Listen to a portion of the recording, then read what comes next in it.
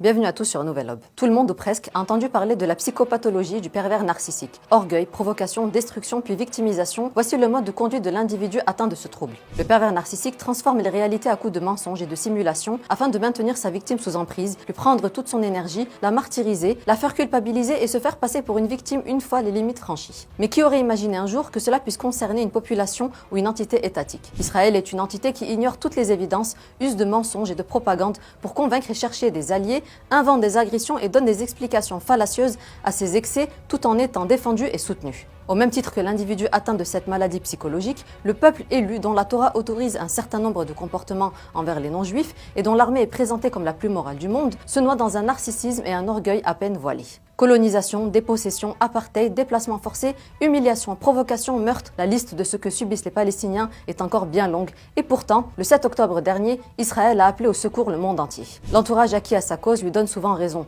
Pire, certains l'excuseront et accuseront la victime de l'avoir cherché ou provoqué, ce qui lui permettra de commettre les pires horreurs et ce, en toute impunité. Le pervers narcissique se nourrit de la souffrance de sa victime qui devient invisible malgré les souffrances infligées et les atteintes physiques et psychologiques. En temps normal, les psychiatres conseillent l'éloignement des individus atteints de ce trouble, mais lorsqu'il s'agit d'un état soutenu par des dizaines d'autres, comment s'en éloigner? La solution est existentielle et seul le recours possible est d'y faire face. Merci et à bientôt sur Nouvelle Aube.